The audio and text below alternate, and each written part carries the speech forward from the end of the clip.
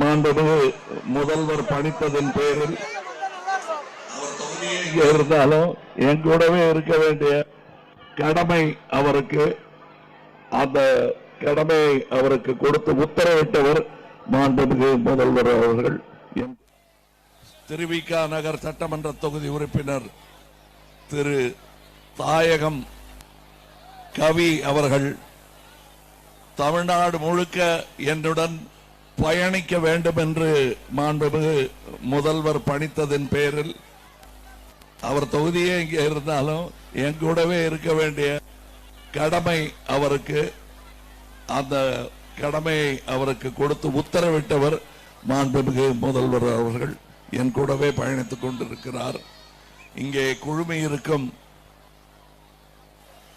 கூட்டணி கட்சியினர் காங்கிரஸ், மதிமுக, விடுதலை சிறுத்தைகள், இந்திய கம்யூனிஸ்ட், மார்க்சிஸ்ட் கம்யூனிஸ்ட், கொங்கு மக்கள் கட்சி, இந்திய முஸ்லிம் லீக்,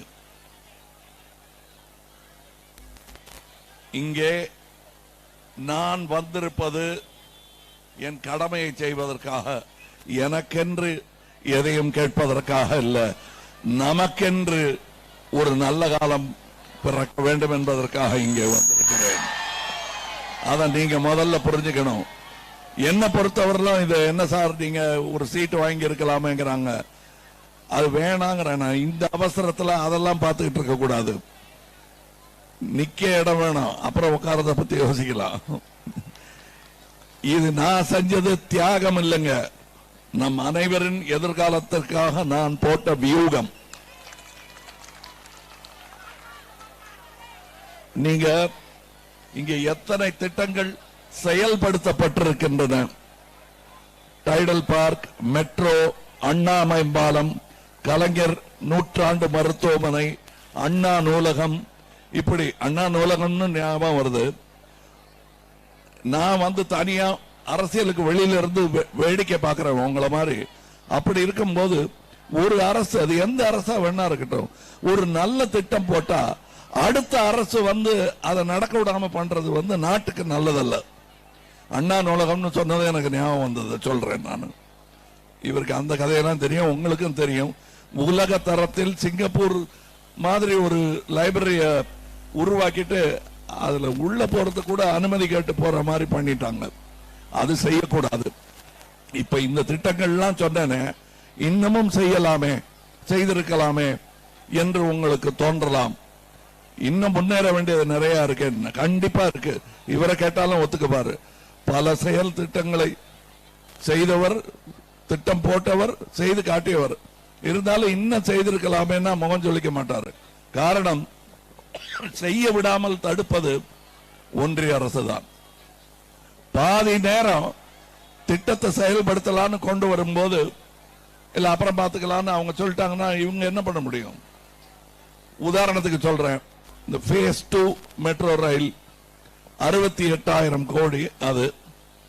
அதுல ஒப்புக்கொண்டபடி என்ன பாரி பாரி பாரி பாசு அப்படின்வாங்க, அதாவது நீ பாதி நான் பாதி என்னும் கணக்கில் ஒப்புக்கொண்டப்பட்ட ஒரு கான்ட்ராக்ட். அது ஒன்றிய அரசும் தமிழக அரசும் போட்டது. ஆரம்பிச்சிட்டோம்.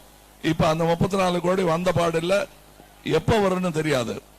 சோ அப்பா கொடுத்த அறிவுரைப்படி நமக்கு நாம தான் செய்யணும் என்பதை முடிவு செய்து கொண்டு 68 கோடி ரூபாயும் தமிழகமே ஏற்றுக்கொண்டு தொடங்கி விட்டார்கள். அப்புறம் கொடுக்கும் போது கொடு, பட் மக்களுக்கு அவசரம் என்று நம்மை நாம் தான் பார்த்துக் கொள்ள வேண்டும், பாதுகாத்துக் கொள்ள வேண்டும் என்பதற்காக இப்படி செயல் திட்டங்கள். ஒண்ணு இல்ல, ஒரு வெள்ள சேதம்னு வரும்போது அடிக்கடி இங்க வரணும் அப்படிங்கிற எண்ணம்லாம் இல்ல. எலெக்ஷன் போது 8 வாட்டி வருவாரு. அது அஷ்ட லட்சணம் ஆகிவிடாது, அது லட்சணமே இல்லை. என்ன கேட்டா எல்லா நேரமும் இங்க இருக்கணும். முக்கியமாக வெள்ளம் வந்த பொழுது ஒரு நிதி இங்க கொடுத்து அனுப்பல. இது நான் சொல்வது நிஜம். நீங்க கட்சி எல்லாம் பார்க்காதீங்க. அவசர தேவைக்கு உதவாத கை நல்ல கை இல்ல, அரசு இல்ல, அது உதவியாகணும். சர்வாதிகாரத்தை எதிர்க்க வேண்டும் என்பது இப்ப இல்ல. மாண்புமிகு முதல்வர் அவருடைய இளமையிலேயே துவங்கி ஜெயிலுக்கெல்லாம் போய் கஷ்டப்பட்டிருக்காரு. எதற்காக? அப்பவும் சர்வாதிகாரத்தை எதிர்த்து தான், இப்பவும் சர்வாதிகாரத்தை எதிர்த்துறான். கட்சியெல்லாம் அப்புறம், மக்களுக்கு சர்வாதிகாரம் பிடிக்காது, நல்ல தலைவனுக்கும் அது பிடிக்காது. 1000 அன்னச்சத்திரம் வச்சாலும் ஒருத்தனுக்கு படிப்பு கத்து கொடுத்துட்டா அதுக்கு ஈக்குவல் என்று சொல்வார்கள். ஆனால் மாண்புமிகு முதல்வர் அவர்கள், தம்பி நீ முதல்ல சாப்பிடுறா அப்புறம் படின்னு ரெண்டையும் செய்கிறாரு. அது ரொம்ப முக்கியம். அவருடைய மகன் உலக தரத்தில் நம்முடைய தமிழர்கள் ஸ்போர்ட்ஸ்ல முன்னுக்கு வரணுங்கிறதுக்காக உலக தரத்தில் பல ஏற்பாடுகளை செய்து கொண்டிருக்கிறார். பணக்கார வீட்டு பிள்ளைங்க, வசதியா இருக்கிறவங்க, டைம் இருக்கும் போது ஸ்போர்ட்ஸ் பழகக்கூடியவங்க மட்டும்தான் செய்ய முடியுங்கிறது இல்லாம, இந்த வீதியில் இருந்து நாளைய ஆசிய சாம்பியன் வரலாம், இந்த வீதியில இருந்து வரலாம். சாதி மதம் உங்க வசதி பத்தி இல்ல, உங்கள் திறமை தான் அதை முடிவு செய்யும். ஆண் பெண் என்ற பேதம் கூட கிடையாது. நல்ல திறமை இருந்தால் அகில உலகில் பதக்கம் வெல்லும் போட்டியாளர்களாக நீங்கள் மாற முடியும். அது மட்டும் இல்ல, இல்லைங்க எனக்கு ஸ்போர்ட்ஸ் பத்தி என்ன பேசுறீங்க, அன்றாட வாழ்க்கை தானே என் கஷ்டம் அப்படின்னா 1000 ரூபாய் இல்லத்தரசிகளுக்கு 1000 ரூபாய் என்னும் திட்டம், அது மக்கள் நீதி மையம் தான் முதலில் உரைத்தது என்று சொல்வதில் அர்த்தம் இல்ல. சொல்லலாம், செய்யணும்ல. அதை செய்ததற்காகவே நான் இங்கு இருக்கிறேன் என்றால் அது மிகையாகாது. மகளிர் இலவச பேருந்து பயணம், இப்படி பல திட்டங்கள். ஆனா திராவிட மாடல் என்ன அப்படின்னு கிண்டல் அடிக்கிறாங்க. திராவிட மாடல் நாடு பின்பற்ற வேண்டிய மாடல். அதுல ஒண்ணும் ஜாதி வேற்றுமை கிடையாது, எல்லாருக்குமானது இந்த திராவிட மாடல். அதனால் இது கிண்டல் அடிக்காதீங்க. திராவிடம்ங்கிறது நாடு தழுவியது. அதை நான் முரசொலி மீட்டிங்ல சொன்னேன். நான் அது ஆந்த்ரோபாலஜிக்கல் ட்ரூத், அதை மறுக்கவே முடியாது. இதே மாதிரி முகம் கொண்டவர்கள் இந்தியா பூரா இருக்காங்க, இதே நிற தோலுடன் இந்தியா பூரா இருக்காங்க. திராவிடம் நாடு தழுவியதுதான். அதை அழிக்கிறேன்னு சொல்றது அசட்டுத்தனம், மக்களை மதியாத மடத்தனம். அது நான் ஏதோ கோபமா பேசுறேன்னு நினைக்க வேண்டாம். நல்ல அரசா இருந்தா, எந்த அரசா இருந்தாலும் பாராட்ட வேண்டியது நம் கடமை. அடுத்த ஒரு வாய்ப்பு கொடுக்க வேண்டியது நம் கடமை. ஆனா அடுத்த வாய்ப்பு கொடுத்தா இனி எலெக்ஷனே இருக்காதுங்கிற ஒரு நம்பிக்கையை உருவாக்கி விட்டார்கள். நான் அப்படியெல்லாம் அவநம்பிக்கை கொள்ளாதீர்கள். அடுத்த எலெக்ஷன் இல்லாமல்லாம் பண்ணிட்டா பக்கத்து நாட்டுக்காரன் எல்லாம் வைவான். அதனால அடுத்த எலெக்ஷன் இருக்கும். ஆனா ஒரே பட்டன் தான் இருக்கும், ஒரே வேட்பாளர் தான் இருப்பாரு.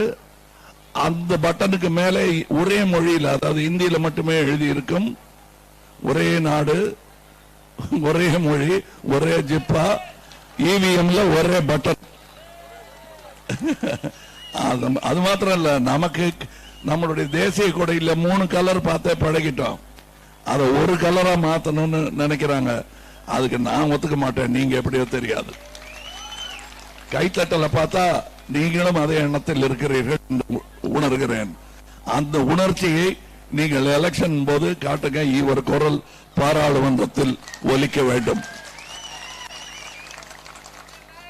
இப்ப நான் ஒவ்வொரு வாட்டி பேசி முடிக்கும் போது அந்தந்த கட்சியின் சின்னங்களை நான் மறந்து விட்டேன் என்று நினைத்துக் கொண்டு இப்படி காட்டுவாங்க. நான் சொன்னேன், மறக்கலைங்க. என்னைக்கு பாரத் ஜோடோ யாத்திராக்கு நான் நடந்து போனேனோ அன்னிலிருந்தே நீங்க தெரிஞ்சுக்கலாம் என்னுடைய முடிவு என்ன, எதை நோக்கி பயணித்துக் கொண்டிருக்கிறேன் என்று. நீங்க சொல்லுங்க, எத்தனை வட இந்திய நடிகர்கள் அந்த பாரத் ஜோடோ யாத்திரால கலந்துகிட்டாங்க? அவ்வளவு தூரம் வேணாம், எத்தனை நடிகர்கள் கலந்துகிட்டாங்க? நடிகன் என்பது என் தொழில், அரசியல் என் கடமை. ரெண்டையும் போட்டு யாரு குழப்பிக்க வேண்டாம். கடமைன்னு வரும்போது அதை விட்டுட்டு நான் வருவேன், வந்திருக்கேன். இதுதான் என் தொண்டர்களுக்கு புரிந்த உண்மை. அது அனைவருக்கும் புரிய வேண்டும். இதை புரிந்து கொள்ளுங்கள். தயவு செய்து நாடு நலமாக இருக்க வேண்டும் என்றால் யோசித்து நீங்கள் ஓட்டு போட வேண்டும். நான் என்ன இந்த இவருக்கு ஓட்டு போடுங்கன்னு வற்புறுத்துவதற்கான காரணம் நான் யோசித்து விட்டேன். நீங்களும் யோசிங்க. இதுக்கு முன்னாடி பல பணிகளை செய்தவர் இவர். அதனால நீங்க நம்பி முன்னாடி ஒரு அடி எடுத்து வைக்கலாம். இவர் 3 அடி எடுத்து வைப்பார். அப்படி வைத்தால் என்ன நடக்கும் என்பது தெரியும். இன்னைக்கு எந்த ஆதாயம் இல்லாம இப்படி அலைய விடுறீங்களேன்னு ஒரு தண்டன் கூட என்ன கேட்டது கிடையாது. இன்னும் சந்தோஷமாக இங்கே வந்து உங்களுடன் தோளுரசி கொண்டிருக்கிறார்கள். அதற்கு காரணம் அவர்கள் நம்புகிறார்கள் நாளை நமதே என்று. நாளை நமதே. வணக்கம்.